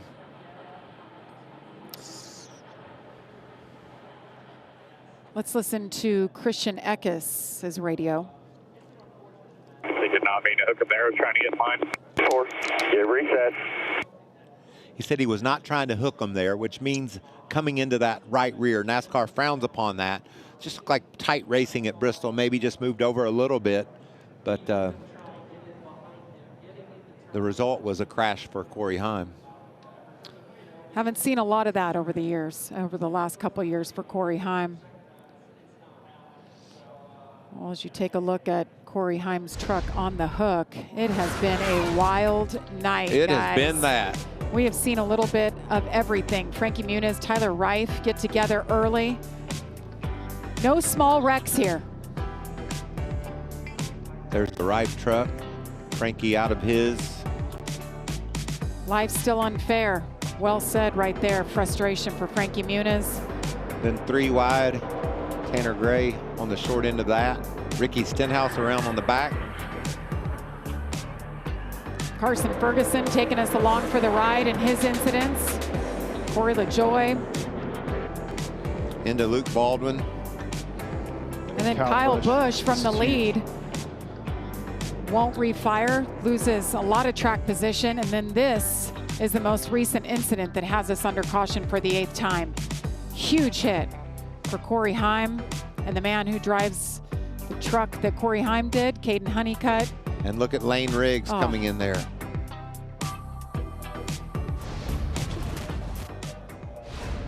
So red flag is out. You see all that massive cleanup between turns 1 and 2. A lot of fluid on the track. These guys are running really close together and running into each other. I always talk about short tracks, short tempers. That's why people love it. They come to see this place, what it gives you under the lights. Still got a lot of racing left too. 70 laps, that's as long as both of our stage lengths have been, so it's longer. We haven't been able to run that many laps under green flag. No. And then you get to do it on Sunday, Austin. Sure do. I'm excited. I love this place. I mean, we've seen it tonight. It's been a crazy racetrack. You get the long runs, and you know, I feel like NASCAR has done a really good job over the last couple of years from a track prep standpoint, to where in the last few years we've been able to run top and bottom in most series, which is, I feel like, where this race really shines. So excited to see what we got on Sunday with a new tire and with the track that we got, with the beautiful weather we got. Looking forward to seeing you guys. You get on track tomorrow at 4:30 Eastern. All right, let's take a look here. Let's start at the restart and see the jump there that Eckes got. Christian did a great job, but then Heim rallies on the top, and you can see drives around Bell when Bell's sideways. They get down to turn 1 and 2, and right there shoves them out of the way. And I'm sure that didn't set too well with Eckes. And then you can see the little bobble to the left, and around goes Heim. You definitely saw there from the initial launch of the restart what Heim was talking about as far as firing in the zone. You know, before the restart, we were talking about how much of a gift it was for Corey to be able to start in that outside lane, and what an opportunity that would be. And that's probably why Eckes' restart looked as good as it did. But yeah, I think the rest of the restart play, I mean, it's pretty aggressive racing for the lead there for sure. For 70 laps left. I mean, this shows you how important track position is to these guys, and what it means to be, you know, pushing and shoving and moving guys out of the way for the front spot. But it just completely changed the complexion with who's running up front here. Well, one of the drivers involved there, Caden Honeycutt, he's with Josh. Well, strong run today, and tonight comes to an end early for Caden Honeycutt. What did you see there from your perspective, just kind of getting caught up in someone else's mess? Two guys' history reflecting everybody else's race. Just so stupid. We had, I don't even know how many got to go, 70-something laps to go. Plenty of time. Like, we could have just raced. I know that Corey got into him a couple of times, but that's just dumb. Direct, 4 or 5 trucks there, really good trucks. But yeah, we had a good, strong day. Didn't fire off where I was wanting for. We were a little bit loose on the side, but I was really good long run. Our Safe Flight Toyota Tundra was great. I really thought, we were putting ourselves in good spots right there at the end to somehow see if we can go and win the race. I thought I was a little better than the 91 with that other set of tires. Just needed to get past 62 on the top, just trying to shuffle him out, and hopefully that I was going to be able to race the 1 and 91 at the end. Yeah, what a shame. I cannot believe he actually did that. So, yeah, just really unfortunate. Got a tore-up race truck. Hopefully we'll get it back together. That thing was really good, and we'll move on to Texas. So that shotgun of beer will have to wait, I guess, one more race. Thanks, Caden. He was so hoping this would be his night and get to go up in the stands and shotgun a beer with the fans. We talked about it and heard from him earlier. Here's another look. There's the contact ahead of him. Yeah, nowhere to go for Caden, unfortunately, even with lane behind him, but the truck was coming up no matter what. So frustrating. Caden Honeycutt led 3 laps earlier in the race, was running top 5. Like he said, a lot more racing to go. Now these truckers have to wait another couple of weeks before we fire them up again at Texas Motor Speedway. When we come to Bristol in the springtime, I'm always reminded that I had a crash here once. It was probably the biggest crash I've ever seen. I was just making some good time up on the top, Austin, and the car that I was passing crowded me up. Oh, wow. And 4.790, 36 years ago. Look at that mess. You're in there somewhere. I am. That car just disintegrated. They take Michael to the hospital. He spends the night there. What does he do the next day, Austin? Gets in a race car? Yeah, I got to race the next day. My man. I've seen that before, and every time it's wild. Yeah. What about if you're in a wreck in a stock car and your helmet gets a tire mark on it? That's kind of hard to figure out how that might happen. I had no idea Kool-Aid was on your car and helmet, and the fact that you busted through a wall. That's the Kool-Aid man, That's right? the Kool-Aid man way. That's what he does. That's incredible. That's a meme right there. This place, I mean, you talk about how much you love it. It's the greatest concrete racetrack. It breaks your heart, and it makes your career. It's just a place that you love. Yeah, I've had my heart broken here a few times, so Yeah. Nothing as spectacular as that. I'm glad Michael's here chatting it up with us. I mean, that's major, but yeah, this place is really special. It's one of those few places. I feel like there's racetracks that like race car drivers get in and go, man, this place is awesome. And there's racetracks that race fans go to and go, man, this place is awesome. I think most of the time those places don't always align. Yes. This is that place. Yes. And you know what I love? We asked you earlier how you like this place. Every driver that's going to buckle in here at Bristol is going to say, I love this place. I mean, it's one of the toughest racetracks we go to all year long, and race car drivers want to win at the toughest racetrack. Absolutely. I mean, you think of the tracks that we've visited recently between Darlington and Martinsville and Bristol. This is a hardcore, cool stretch of races that we get to do here in the spring. You guys talk about it breaking your heart and just how difficult it is. All the things at Bristol's. I just keep thinking about Carson Ferguson. He's still digging. He's been in the middle of a lot of messes tonight. Been your cameraman tonight. He has been the cameraman, 24th right now. Truck Series debut, no testing. I mean, this guy just shows up. He had 50 minutes of practice to figure it out, and he's still, there he is. I can't imagine. I talked to him earlier. I can't imagine this being my first ever National Series race, let alone first time in a truck. And he was talking to me earlier about his seat. I mean, think about, you're going to find what doesn't work and what works in your seat insert when you go around Bristol, and you kind of just stuck with it. You're not really able to fix it after practice. So this is it's one of those places that tests everything from the driver and everything from the vehicle. We talk about power steering issues, a lot of problems. Everything gets pushed to the limit at Bristol. You got to be looking forward to talking to him after this race because of all the things we've seen and how many wrecks he's been in with the camera, running along on the lead lap, running good lap times, doing a great job. Drinking from a fire hose here, for sure. Guys, they're working on that Lane Riggs truck, trying to get him back out to finish this thing. Well, Corey Heim was at the front of the field when it all went sideways. Let's hear from him, Josh. He's been checked and released from the care center, and a chance at that 500K unfortunately goes out the window. First of all, how you feeling? And second of all, what was your perspective on the contact for the 91 there? Yeah, I'm all good. Thanks for asking. Really grateful for Tricon for building safe trucks. Yeah, I mean, I don't think he did it on purpose or anything. You know, obviously I'd kind of sent him in. I think the lead was going to be super important to win the race, just having track position and control. And then they had a big mix-up on who was starting the race as far as the control truck, and then had an issue with my, my transmission sticking into gears. Had to pack a little bit of air. I don't even think I really touched him to get him out of the way. I just he was already free, kind of packed some air on him and got him free. I think he was just trying to get behind me and then shit me, which would have been totally fine because I did it to him, and he just misjudged it. So I've raced him for a long time, and I don't think he'd ever do that on purpose. So we're all good. Thanks, Corey. I'm glad you're okay. Wow, It's a really mature interview. what a classy reply to such a tough situation, knowing what was on the line, winning at Bristol, the big bonus that he had in his fingertips, and to be able to stand there and say that the guy that was ultimately responsible for putting him in the wall didn't do it on purpose, just trying to get in behind him to ship him into the corner.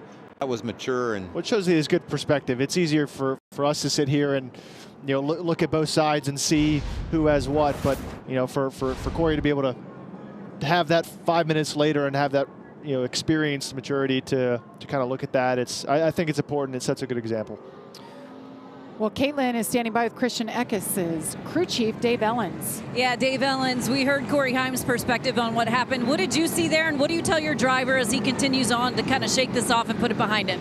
Yeah, I think we just had a little misjudgment right there, so nothing to worry about right now. So just get focused, go win the race right now. That's what we're doing. All right, well, good luck to you the rest of the way. That's David Ellens, crew chief for Christian Eckes, who is currently P1 right now. Jamie? Yes, and Christian Eckes has led the most laps tonight, 129 and counting. Guys, it's been 2 years since Corey Heim has had a DNF. I think that's his most impressive stat that we've covered tonight. That's wild. Yes. 2 years for a DNF. And he's had things happen. We've I've had seen 4 things this break. year in Cup, I think.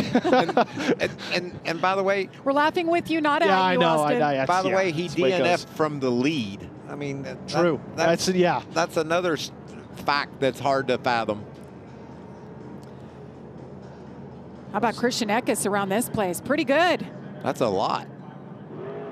That's impressive. Past some legends there. Just tonight, Timothy Peters, Ron Hornaday, he passed them for laps led here. 2 to go, and we're going to re-rack it and do it all again. Hopefully we've all settled down. Yes. Had that red flag period. Everybody at home, you grabbed some snacks, cozied up under your blanket, because I don't know what time it is. I don't either, but I'm feeling good about this restart being crazy, but hopefully everybody keeps them heading straight. Yep. Still got plenty of racing left. Another little 65-lap stint. We've seen the track move around quite a bit in this amount of time frame, especially when the trucks catch lap traffic. I don't know. Have a lot of different varying strategies here too for tires, but I think we've established that tires aren't super premium at the moment. And what about C. Bell in that 62 truck? We've seen him sideways on every restart. I'm not the sure last 2 in a row, he's been plumb sideways off of turn 2. Not sure he's All looking right. forward to this or not. We're choosing. It's worked out well for Christian Eckes to be on the outside. He does it again, so does Bell. Big win for Chandler Smith there, being able to get a front row restart. Ross Chastain went to the bottom with him. Look at Dawson Sutton up in the 11th spot after crash in practice, and he's got a great run going here in that 26 Tennessee truck. You see the bright orange on our pylon. He's celebrating the balls. That was the biggest thing. Hard into the wall in practice, Michael. They fixed it up. Truck looks good. Andy Jeffers is loving that. Good looking ride. Great state of Tennessee.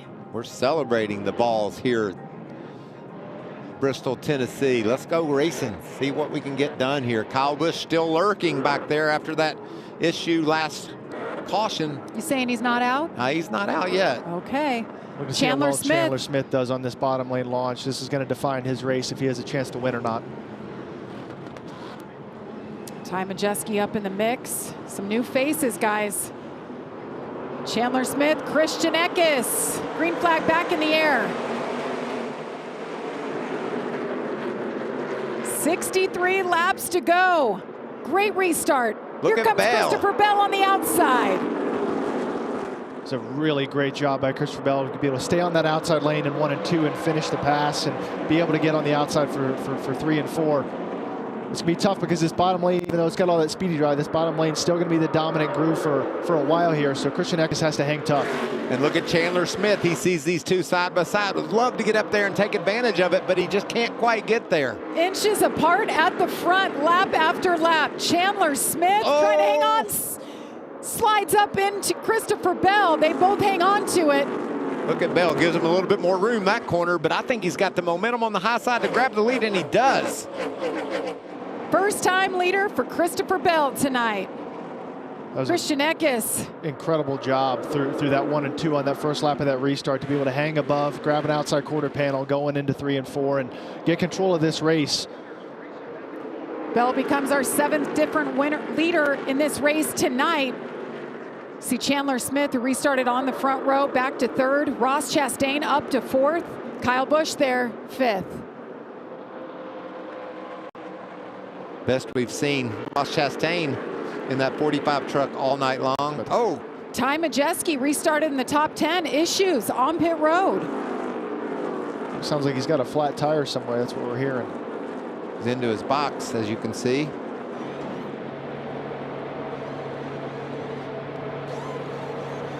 Such a heartbreaker to come down pit road under green. Team's telling him go straight up on the track. You don't have to run around the front straightaway pit road, and he's doing just that. So Ty Majeski goes 2 laps down. Here's Ben Rhodes back in the mix, guys. First guy moving up to the top once again, but he's back from the back. Stage 2 winner, trying to fight the stats here. I love to watch him bell that thing off in the corners. He really goes for it, doesn't he? He has a ton of confidence in the entry stability in his truck to be able to go do that in 3 and 4. But to be able to complete the pass is going to be another thing. He's going to have an opportunity. Garcia's going to have to slip, something along those lines. But still pretty early in the run. He's getting a feel for what he's got. But it shows that he's confident in his truck. I like it. Going for it. Ben Rhodes in 10th, won stage 2. Then he pitted. They had a pit road penalty. He drove away with the pit gun.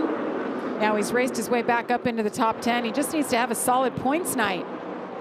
Meanwhile, up front, Christopher Bell, 0.3 of a second lead over Christian Eckes. You're talking about a guy that deserves the lead. That was an awesome battle between those two, and Christopher Bell hanging onto his truck sideways and finds himself leading this race. Looked like he crashed 3 times in the last 25 laps, but there he is leading the race. Seabell earned it on that restart, and he took what you would almost call a conservative choose, but had confidence that that outside lane was going to work well and really made the most of it. Christopher Bell won the Cup race here in the fall. How fun would it be for him to get back to victory lane in a truck? It's been a while, guys. Been since 2017. What a talented racer he is. Talk about guys that have been benchmarks for me in my career, whether if it's Carson Ferguson. Christopher Bell was that guy for me when I raced the truck series. You get out of your truck and you go straight to see how you compare to Seabell in that 4 truck. And, you know, I don't think he's missed too much of a step here. As you mentioned, Bristol Cup race winner. And maybe I shouldn't be too surprised about that restart working out that well. Yeah. Let's take a look back at that moment here in the fall for Christopher Bell. Big win for him. See him there, 2nd row. How about 3 wide? Black and yellow number 20. All right, guys, see ya. Look at that. Goodness. Another restart. Checkered flag, what a win. To do it in the playoffs. And you know, Josh talked about it in pre-race, but last weekend when all these drivers are off on vacations and beautiful places, not Christopher Bell, he was at home watching the truck race from Rockingham, texting Jimmy Villeneuve, his crew chief, talking about this race. Well, Seabell is now just catching lap traffic as you see him square in the back of the 76 here. And look at the run that's going to give Eckes. He's going to get there. This is where things start to get dicey. Things start to move around, and decisions have to be made. Whether if that's, you know, Seabell staying tough to the bottom, or obviously having to change lanes as this track starts to widen out. Speaking of lanes, there's Lane one of them. Riggs. I know I stuttered because I saw lane and I didn't know how I spelled it when I said it. Multitasking with your lanes. Yes. Nice Lane runner. had severe damage. That team went to work, and so why is he out there? Well, if you can bring home an extra couple of points, could be worth it in the end, right? This is also interesting for Eckes because Eckes has been on defense the entire race as the leader. We've watched him stay super disciplined and be able to maintain the lead in all of our longer runs here while working lap traffic. And now he's on the other side of it. Now he's going to be trying to work Seabell over, understand, where he's going to go. And it's always way more fun, Michael, to be on offense than it is on defense. Oh, the fact that you're not leading, but it's way more fun to be able to put the leader in a bad spot and trying to take advantage, because the leader's going to have the toughest time passing these guys that don't want to go a lap down and are trying to stay on the lead lap, and being able to be the first one to make the move, to a different lane or an unpreferred spot is a tough place to be as a leader. But on the flip side, that's the tough stuff that I feel like drivers like Christopher Bell are really good at. Guys that come from that dirt racing background are used to working that lap traffic and in these scenarios. But I talk about all that, and we have a lot less trucks in the field now. We've wrecked a lot more, so it's maybe not going to happen as quickly. Well, one thing about Bell is he's been mired in the back in traffic all night long. This is the first time we've really seen him out front feeling what his truck's doing, and he's been able to hold off Christian Eckes. Eckes has been up front all night long. We know the speed. Well, look at the gap from Chandler Smith. I mean, these two guys have driven away from the rest of the field. Everything's fairly close within a couple of car lengths, but Christian Eckes and Christopher Bell have really increased that gap over the field. Eckes is staying right with Bell, though. Right, and his tire tracks. But you mentioned the trucks that are out. There's 7 that had an incident. Corey Heim, we heard from him. Caden Honeycutt, Tyler Reif, Muniz, Green, Hill, and Luke Baldwin are the 7 trucks out of this field. Cole Butcher was involved in a wreck. He's still out there digging. We saw Ricky Stenhouse in one of the shots just coming back out to the track. So still trying to limp around this place and get this race finished. A lot of problems for Grant Enfinger all night long as well. So the track, we got a spinner up in turn. Corey LaJoy, it's going to happen right in front of our leader. He's still falling down the racetrack. So that brings out our 9th caution. Corey LaJoy was running 16th at the time. Wonder who was running 17th. Might have helped facilitate this. You can see damage. Suspension broke. So I don't want to do any more harm. See what happened here to Corey. Suspension broke. I've only ever broke my suspension after I hit. It could be what he means too, but you almost see the rear end housing. Looks like it's, look how inset that right rear wheel is. Up top of the screen, see if we can see what happens here. Looking for a blue truck. You saw a spark under the right rear there. Yeah, I think that's, he's a veteran. He said something broke, so something went away. I think he's right here. Again, from Carson Ferguson. Let's go on He's had board. to miss every rig tonight. There he is in the 25 truck. Here's a look at it. Whoa.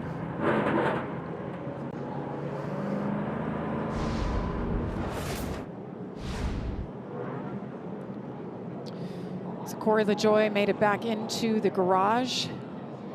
Look at this, guys. First 5 races, 5.6 cautions have been our average. Tonight, we've had 9. Is this our first short track? I guess it'd be our second. Sir?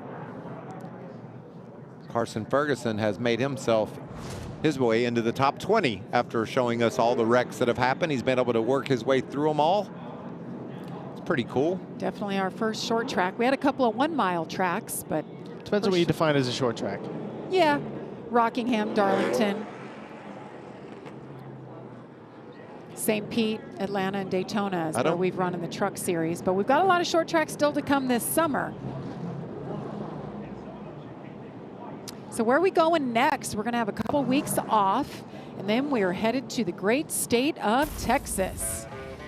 Texas Motor Speedway, Friday night, May 1st, right here on FS1. Tune in at 8 p.m. Eastern. Are you a cowboy hat guy, Michael? I like cowboy hats every now and then. Looking forward to that. Always a good time in Texas. Yes, there is.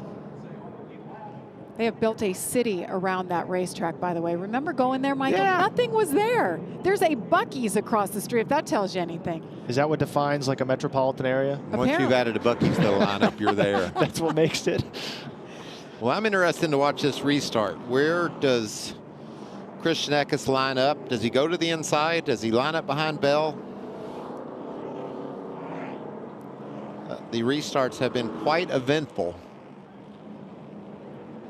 And we're going to be down within 30 laps or so to the checkered, so action will pick up if that's possible. Beautiful aerial coverage, of course, brought to you by Goodyear. Tried, tested, proven, legendary. Looking forward to seeing the new tires that they brought here for you guys in the Cup Series. You and me both. Yes, there was a wheel force test here a few weeks ago. I guess it was a few weeks ago. Well, tires are always interesting here, especially recently. I mean, we've seen a lot of fall off in the tires, and how they play into the outcome of the race is always fun to follow. There goes Lane Riggs around the top. Get his lap back. Soldiering on. A few takers here for pit road, all guys that were kind of tail end of the lead lap. Briscoe, Suarez, 14th and 15th. Have not talked a lot about Suarez at all. No, he started last, Jamie, and just hadn't been making much progress. Made it all the way up to 15th before coming to pit road here. So we'll see what the strategy is for that 71 truck of Suarez. Good looking Freeway.com Chevrolet. He had a problem in practice. Didn't like the way the steering felt. Maybe thought they had a power steering issue, and they worked on it. He's been real consistent and steady, but hadn't had the speed he needs. Why not throw a set of tires at it and see what happens? If you got them, you might as well use them. Nice adjustment for Suarez. Having trouble with that right front, as you can see. Good thing he wasn't battling for the lead.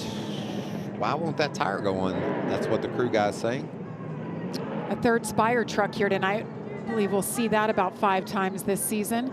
There's a 25, Carson Ferguson. It was announced that Parker Kligerman will be in the free agent truck, the 25 for Ram and Colleague at Texas Motor Speedway. Looking forward to that. Parker does a great job on broadcast and behind the wheel. So if I'm a driver lining up on this restart, I am, but not tonight, tomorrow, and the next day. But if I'm a driver lining up on this restart, you know, I've spent a lot of time talking about lap traffic and lanes moving around and this and that. I don't think we're going to see much lap traffic the rest of the night, and I don't think we're going to see much lanes moving around much. And I think we're going to see this race be won and lost on this restart coming up, or the restarts following if we have or more the ones cautions. after that. Yes, but sir. These restarts and these chooses are going to be the most important thing for these drivers on where they finish tonight. I think if I'm Bell, I'm taking the top. We've seen that work all night long. Easy call as the leader. And then what does the 91 of Eckes do? Does he follow him, or does he decide to put it side by side? It seems like it's been pretty 50-50 for the inside guy to be able to hold on to second place. There he goes. I like it. I want to see that front row. I agree. I totally agree. Give yourself the best shot. You know, Seatbelt did something really cool there on that last restart, and I don't know if they're being speedy dry on the track had something to do with it or not, or maybe Eckes was maybe a bit timid because there was speedy dry. He's the first one there. Seatbelt's got nothing to lose. I don't know. It was cool, yes. But I don't know if it's going to happen again. So I like the call to take the front row, give it a shot. It's getting late in the race. We're coming green this time. You got to execute. You got to be perfect on these restarts, and that's what Seatbelt's looking at. Being perfect and putting Eckes, one of the dominant trucks of the night, put him away here on this restart.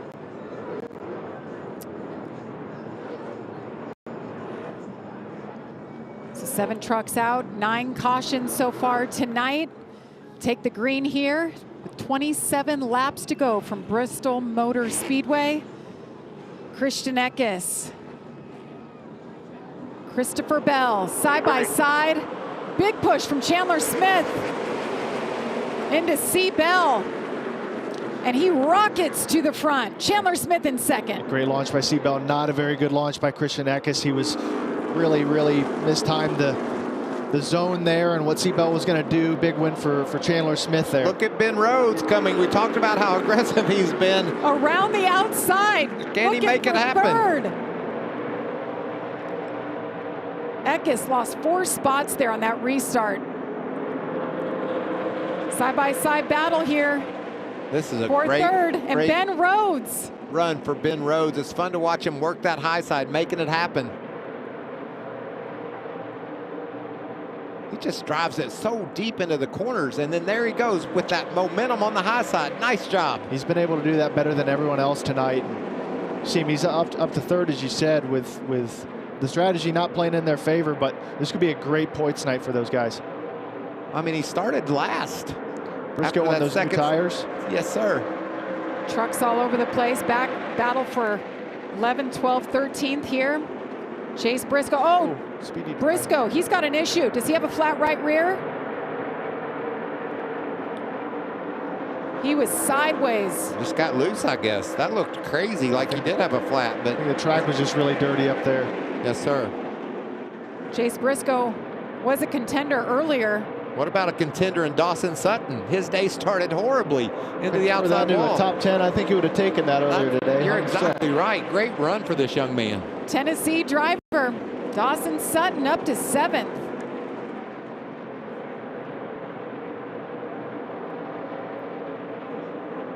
The 20-year-old from Lebanon, Tennessee. As the leader crosses the line, we've reached our Craftsman 20 to go. And Seabell has set sail. Put a big gap on Chandler Smith. We saw Christian Eckes able to keep pace with Bell when he was running second, but he's put Chandler Smith away for now. Oh, it looks like we got a problem with Ben Rhodes. Oh, Ben Rhodes off the pace. Slow on the back straightaway. Continues to lose spots. He's got it back up to speed now. Yeah, he was just running third. Now he's all the way back down to 8th here. He definitely had a problem. Must be something going on with the. He's still got a problem. He looks the power. Slow. Yeah, he looks slow in a straight line. Maybe there's an electrical issue. There's Kyle Busch looking for that 7th spot. Looks like it's shutting off on him.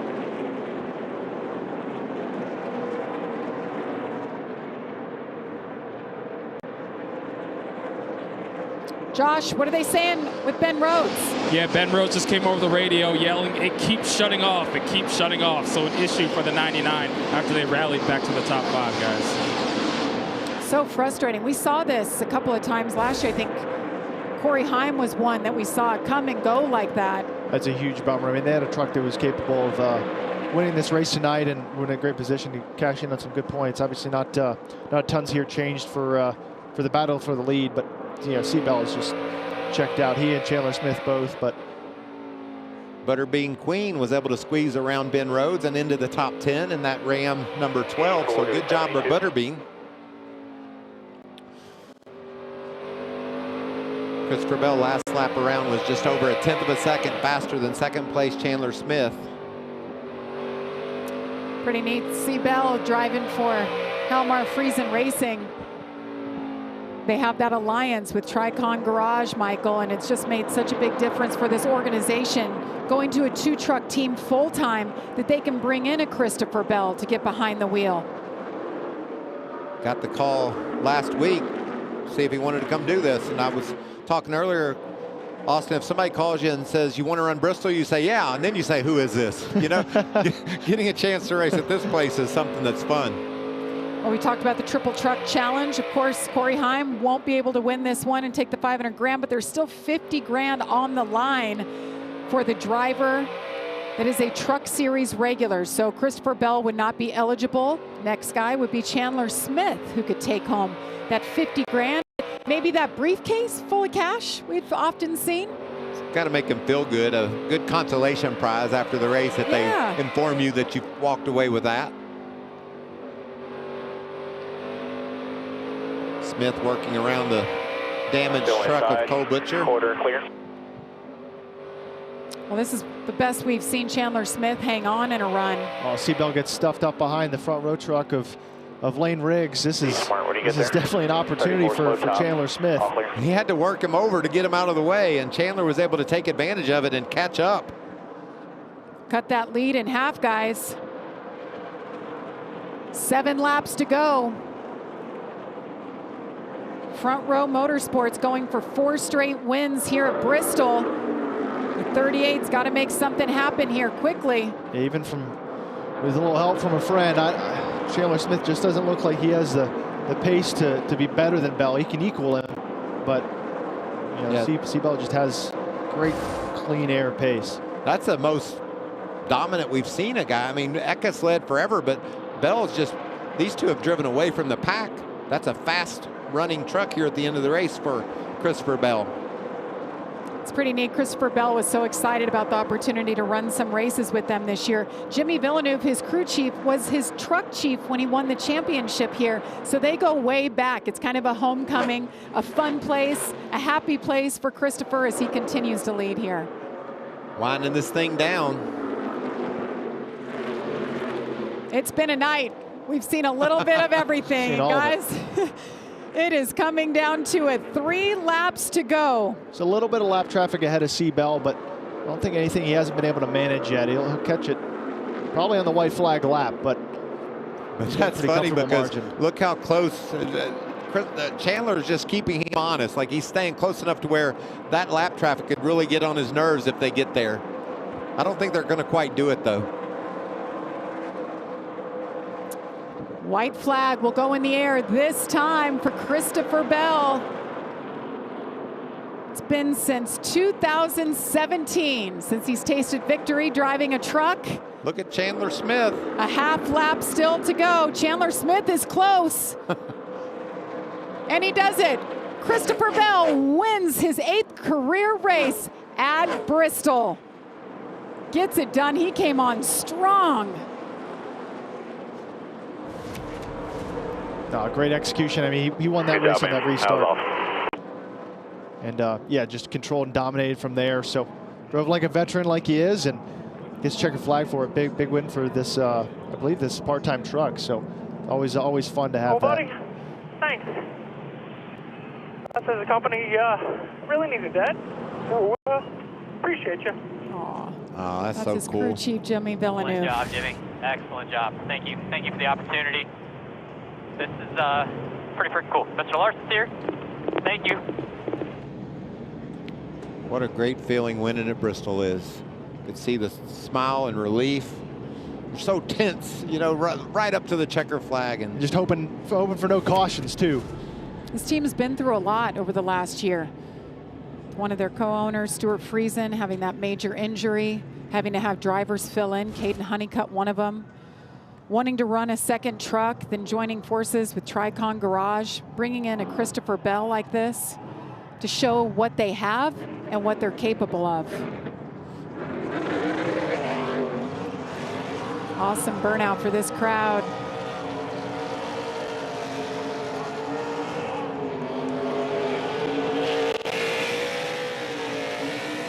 Great job. Great job. Yes, sir, man. Proud of you. That's great. Isn't it fun, though, celebrating C. Bell, knowing what a great racer he is, gets this opportunity and goes out and delivers for the team. Christopher Bell's just one of those guys. Special. He's special. He's a special talent, but he's such a great guy. Always happy. Hell of a wheel man. Look at the rest of the guys running over the wall. I'm sure there are a lot of first-time winners on that group. It's cool to see. You see how excited everybody is. Stat Boys just gave me this. 3,121 days since Bell's last Truck Series win. I think he likes being back in here. Here and there. Certainly some momentum looking to Sunday's Cup race.